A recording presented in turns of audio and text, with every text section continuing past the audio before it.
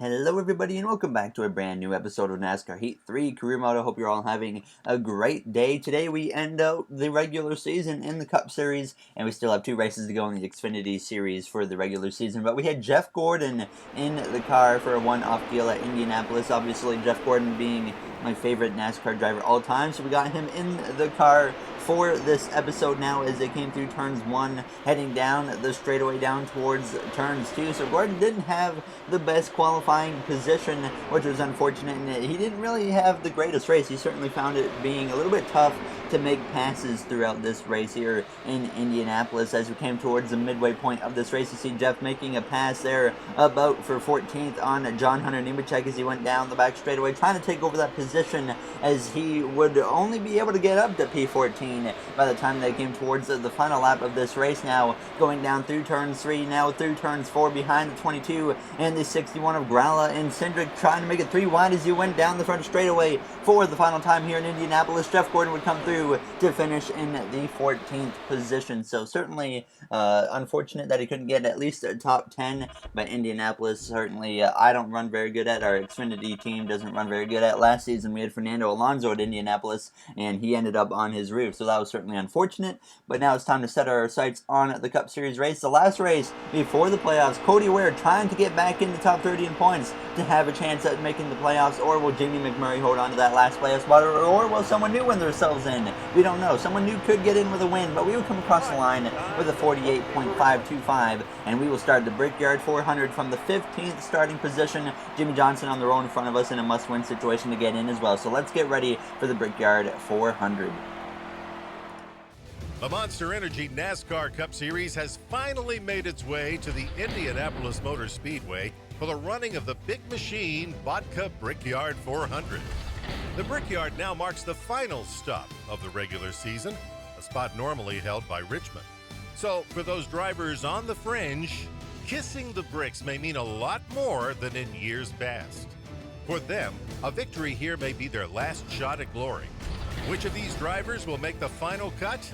It's time to head down to the track and find out. Alright, we're ready to go green here for the Brickyard 400 at Indianapolis Motor Speedway. Kurt Busch on the pole for this race now as Kevin Harvick's on the outside front row. Harvick has been on fire here in the last half of the regular season now as we're ready to crown a regular season champion, which will be Kevin Harvick now as the green flag is out and we are underway for the Brickyard 400. The 2 drivers in front of me, Blaney and Johnson, both have to win to get into the playoffs. Can any one of those guys do it today? We're going to find out now as we head down towards turns 1 for the first time here at Indianapolis. Chase Elliott, our Hendricks Motorsports teammate, up there in P3, trying to take second from Paul Menard now as we go down through this second corner. Kurt Busch clear of Harvick, so now he's just going to try and escape from everybody now as we exit turn 2, heading down back straightaway. David Reagan up here in the top 20 on my outside now as we head down towards turn 3. Behind us we got Eric Jones and Eric Almirola. Almirola currently one of the guys in on points right now as we come through turns 3. Joey Logano, another driver in on points. Is surprisingly, Logano has yet to get a win this season. Last season he was in the same situation. I think this track was his first win actually last season now as we exit turn 4, heading down the front straightaway, trying to get to that left hand side, but I couldn't quite do it there as we would come through to complete this first lap here in Indianapolis. And one of the big things I was noticing in this race, it was really hard to pass other cars. It was almost like we had a bit of a pack race, and you're going to certainly see that throughout this episode now as we go down through turns 2. Looking to the inside now of the 19 of Truex, a big run-in with him last episode. We always seem to have a way of running in with Martin Truex Jr. now as we come down the back straightaway. Eric Jones, he would try to look to my outside, but we would stay ahead of him as we came to lap 5 now. We had passed Truex and gotten up to P13, looking to the inside of our teammate of Jimmy Johnson, who had gotten up to P12, and we would be still side by side as we went down into turn 3 with Jimmy Johnson as he tries to hang on my door there. As we come through turns 4, though, we would have the momentum to get ahead of him and then run down Denny Hamlin really quickly there as we are coming down the front straightaway, approaching the 6th lap of this race. We're going to try and pull over to the left-hand side and make a pass on Denny Hamlin there as we cross the line. Looking to the left-hand side as we go down into turns 1. Eric Jones behind me in the 20 car as we come through the center of the corner, still side by side with Denny Hamlin as we exit turn 1. 1, heading down into turns 2 now, trying to get away from him, and we do clear Denny Hamlin as we come through turns 2, and that was pretty much as far as we would get after that. Now, as we came through on lap 10, Martin Truex Jr. had run me down with Eric Jones, and I would not be able to hold on to this position as I would give up the inside just for a moment, and you see what happens. Truex drives on by, Jones drives on by, and we were now approaching the white flag here in this first stage. Once I got past Denny Hamlin, I couldn't run down the cars up ahead, and that allowed Truex and Jones to stick with me, and eventually now you see, obviously, they got past me there as we are on this final lap now in this first stage out of turn 1, heading down into turns 2, sitting P13, and like I said, it was just so hard to pass so far here in Indianapolis. Now as we head down the back straightaway for the final time in this first stage, Jimmy Johnson behind us, Ryan Blaney I think was behind us at this point, both in must-win situations to get in, so obviously looking like they might not have a chance to win themselves into the playoffs today. No, Ryan Blaney's actually in front of us up in about the 10th position, but Kurt Busch comes through turns 4. He's got about a win or two this season, and now he tries to add a playoff point to that list there as we exit turn 4 for the final time in the first stage. Kurt Busch is going to come through to win stage 1 as we will come through to finish stage 1 in the 13th position. Certainly not a great finishing spot. Hopefully we can try to work our way into the top 10 here for the second stage, but we would come to pit road to take 2 cans of fuel, and we would also take 4 tires, and we would come in P13 and come out in the 13th position as we get ready to start the second stage here in Indy. And now we're ready to go green behind Martin Truex Jr. and Eric Jones on the row in front of us as the green flag is out. And we are back underway for this second stage here in the Brickyard 400 from the 13th position. Only 10 laps here in this second stage, so not a lot of time to get anything done as we go down through turns 1. Kurt Busch out front here at the Brickyard 400. He has led, I believe, every lap so far as we go down into turns 2, trying to look up the inside now of the 22 of Joey Logano there as we exit the second turn. Jones going to battle back on my outside now as we're going to have to give him a little bit of a side draft as we go down the straightaway there. As we head down towards turn 3, we got Almirola and Ty Dillon on the row behind me battling side by side as we go down into turn 3. Joey Logano, he slides down in front of me just behind, I believe that was Truex ahead now as we go down into turns 4. Still on the inside of Eric Jones. Kurt Busch still holding on to that lead as we come out of turn 4 now, heading down the front straightaway, coming through to complete this first lap in the second stage, basically going nowhere on this first lap here as, just like I said, no one can really separate from each other. The lanes continue to battle side by side. It was making everything really hard throughout this race. Now as Kurt Busch is clear as they go through turns 1 and now down towards turns 2. Elliott up in that second position. Kevin Harvick sitting P3 as we go through turns 2 now, coming through on the exit of the corner. Ryan Blaney on my outside as we sit P12, trying to give him a side drive, but he would actually get clear as Jones would look to my outside again, and we would give him a bit of a side drive, just making sure we could remain on his inside as we went down through the third turn now. Almirola and Ty Dillon still side by side behind me now as we go down towards turns 4.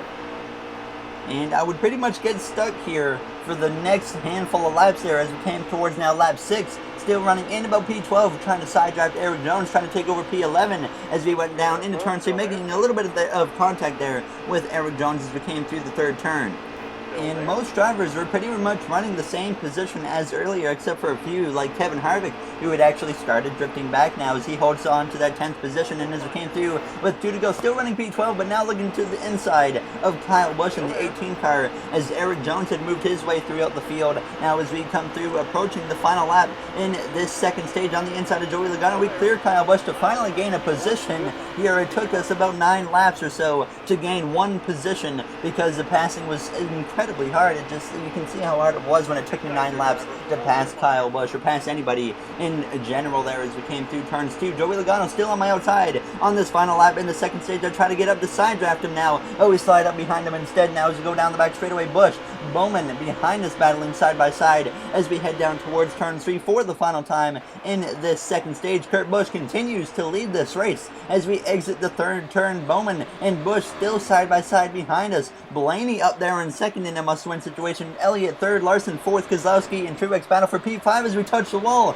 on the exit of turn 4, but it's going to be okay as Kurt Busch wins stage 2 and we come through to get P11 in the second stage. Only, 2 spots or so better than the first stage here at Indy, so still struggling a lot to really move our way forwards here throughout the field. Kurt Busch, another playoff point, so he's having a great Brickyard 400. We would take 2 cans of fuel and 4 tires again. I would also add a little bit of grill tape and loosen the car up just a little bit there, as we would drop 19 positions to P30 for the start of the stage. Obviously, as the AI don't need to take 4 tires, of course, but we do now, as we're ready to go green for the final stage of the regular season here at the Brickyard 400. Someone is going to win a major race today, and it could be Kurt Busch. We're going to get aggressive on this restart, looking to the inside now, making a 3 wide with the 51 of Cody Ware, who's trying to get into the top 30 of points here today to make the playoffs now as we exit turn 1 behind our teammate Jimmy Johnson, who is running almost in 30th. He's just having an awful race here in a must-win situation.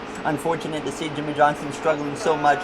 We pretty much can confirm now that Jimmy Johnson, in his final season of our NASCAR Heat 3 career mode, he is not going to be inside of the playoffs unless something crazy happens here in this final stage. Now as we come through turn 3 on the inside still of the 51 of Cody Ware there as we come through turns 4. Johnson just continuing, like I said, to struggle, and we would be working all over his back bumper trying to find a way around him there as we went down the front straightaway, coming through to complete this first lap here in the stage, trying to make it 3 wide with Johnson and Bubba Wallace, but couldn't quite make it happen there as we go down into turns 1, waiting to make a move there as we look to the inside of the 43 of Bubba Wallace, moving up into that 26th position. We will continue moving forward now as we came to just 8 to go here in the final stage, looking to the inside now of, I believe that was Ross Chastain, moving up into the 20th position. So we were slowly moving our way forwards as we came through on lap 34 now, looking to the inside of Jamie McMurray, trying to make a move on lap 34, like I said, in P19. So barely moving forward, but we've run down this pack now with just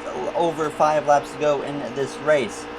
And as we came to another lap later, still running right behind Jamie McMurray, as we look to make a move to the inside with 6 to go, and he's going to throw a block on me. And up ahead we have trouble. Ricky Stenhouse Jr. blows the tire, and he takes Larson into the wall with him. A big violent crash for Ricky Stenhouse Jr. He gets nailed by Ross Chastain.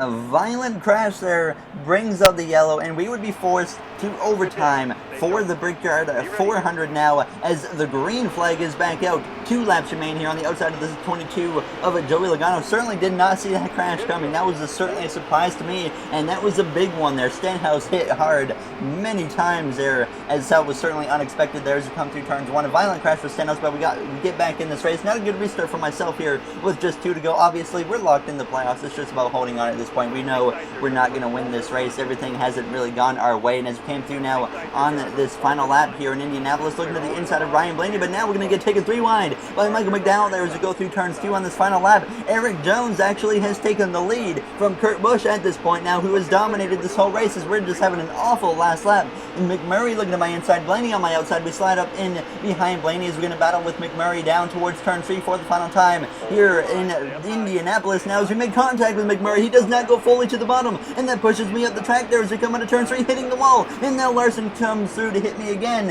and that's going to bring out another caution here on the final lap, because that's just the NASCAR Heat 3 logic, and this sets up for another attempt at overtime. Unfortunately, this time I am the victim to what happened there, as McMurray just kind of pushed up a little bit, and I got hit by it, and into the wall I went, unfortunately, there as we get ready to restart P24 now, as we can't have a regular season finale without 2 attempts at overtime, I guess now, as the green flag is back out, and we are underway. Jimmy Johnson behind me. We know he's not making the playoffs at this point for sure. There as we go down towards turns 1, being very aggressive on this restart there as soon as I cross the line, making a 3 wide now with Kyle Larson as we go down into turns 1, trying to get at least a top 20 out of this now, as we just barely get ahead of Chris Buescher as we go down towards turns 2. Suarez up ahead, who has shown speed this season in our career mode, but he certainly struggled at times as well there as Larson gets clear, and that was as far as I would get there as came through on the final lap, still behind Larson in that 22nd position as he battles on the outside of the 41 of Daniel Suarez. Kurt Busch has dominated this Brickyard 400, but in the final laps of this race, he has lost the lead and lost other positions as he's not even in the top 3 right now. And Eric Jones, who has 1 win on the season, I believe at Pocono, after he doored us into the wall in the tunnel turn, he won that race, and now Eric Jones is about to win his first Brickyard 400 to get his 2nd win on the season. Jones has run really strong lately in this career mode, and I think if he continues it, he's going to be a strong title contender throughout the rest of the season. Now as we look to the inside, just a little bit there of Larson, but not quite able to get to him now as we come down the front straightaway. Eric Jones is going to come through to get win number 2 on the season, Johnson in the Brickyard 400, and we come through to get a disappointing 22nd place finish. And certainly this was kind of like deja vu again. We finished the regular season last season similar to this. We had a bad race in Darlington. Last episode in Darlington wasn't bad this time for us, but it certainly wasn't good. And then we had a rough race in Indianapolis, so we still went on to win the championship, obviously, last season. So you never know. We might still have some momentum going into the playoffs. Las Vegas is next to start the playoffs, and I'm very excited for that. But now we get to see if Cody Ware did indeed make the playoffs based off his finishing position. I don't think Cody Ware is in the playoffs, but Jimmy Johnson in his final season in our NASCAR Heat 3 career mode has missed the playoffs. And if Ryan Newman hadn't have won earlier in the season at Las Vegas, Jimmy Johnson would have actually been the last car in the playoffs. So certainly unfortunate for Jimmy Johnson now, as obviously Daytona was our opportunity to push Jimmy Johnson to victory, and unfortunately he crashed at the end of stage 1 in that race. But now we get to see our playoff grid here in just a moment there. Obviously Las Vegas is the final regular season race for the Xfinity Series, but as always, if you guys enjoyed this episode, make sure to comment, like, and subscribe. Those would all be very appreciated. There you see it. We are 16 points to the good only coming into the first round, and then they always cut off the 16th car at the beginning of the playoffs. But there you see, Jamie McMurray's the last car in, so Cody Ware was not in the top 30 in points, therefore he does not get into the playoffs there. So there you see your playoff grid going into the next episode. Kevin Harvick 39 to the good. Obviously, really, second place is myself. We're not really safe, so it's going to be a good playoff battle this season. So I will see you guys in the next episode where we kick off the playoffs at Las Vegas. So thank you for watching, everybody, and have yourselves a great day.